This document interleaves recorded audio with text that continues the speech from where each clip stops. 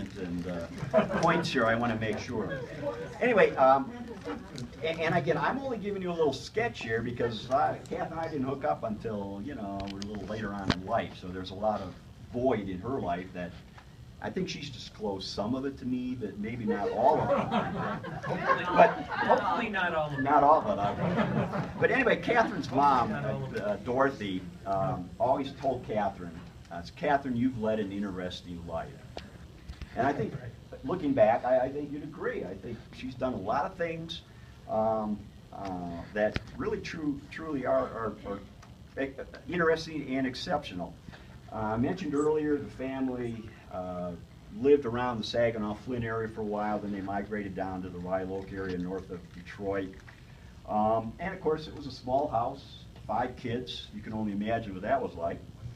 Catherine went to Marion High School in Birmingham, which is an all-girls Catholic school, and maybe that kind of explains a little bit about this love of good-looking men, I don't know. But, and Catherine went to Western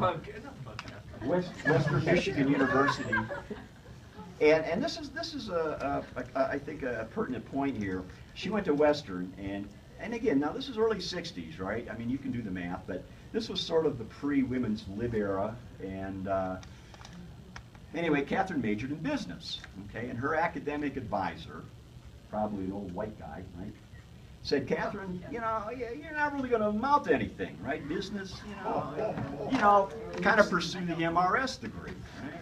Well, that really, I won't say the word P here because Ames is here, but that really ticked Catherine off, you know. And to that day, I think to this day, she says, yeah, I'm going to make it, right? And I think that did instill a lot of perseverance, a sense of persistence, doing it on her own, okay, as an independent single woman. And sort of interesting how those little tidbits back in your life kind of bleed through, and you can kind of see it mirrored throughout your entire life. Well, anyway, after getting out from Western Michigan, she took a job with J.L. Hudson Company, which was a big department store in Detroit at one time, in the fashion department. She was an assistant to the fashion purchasing director. And, you know, and she still maintains, you know, the sense of fashion and style, and she's always trying to help. She's always trying to help me dress, you know, because, you know, being a man, I wear old stuff, and so anyway, she's been a big help in that regard.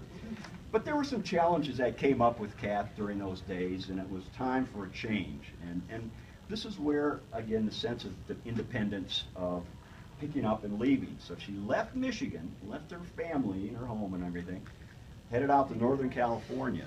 Well, that again had a lifelong impact on her in terms of that area, around San Francisco, Marin County. She lived in a number of different places. And again, single, I'm going to make it. I'm going to make it on my own, and she did. Okay, and she tells me the story also, and I kind of thought this was kind of nice.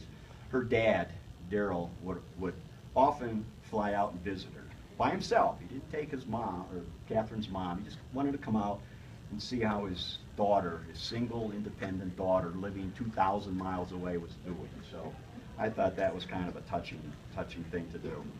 And Catherine, initially she got, you know, had some sort of menial jobs out there, and then after a while, she said, well, you know, it'd be nice, I'd like to travel a little bit and go to Europe.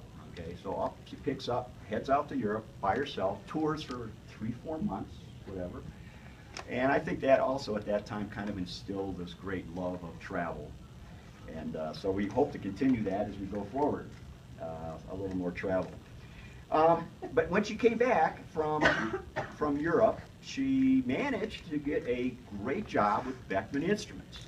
And Beckman Instruments produced and sold pretty exotic medical instruments. So Catherine was a salesperson. Now,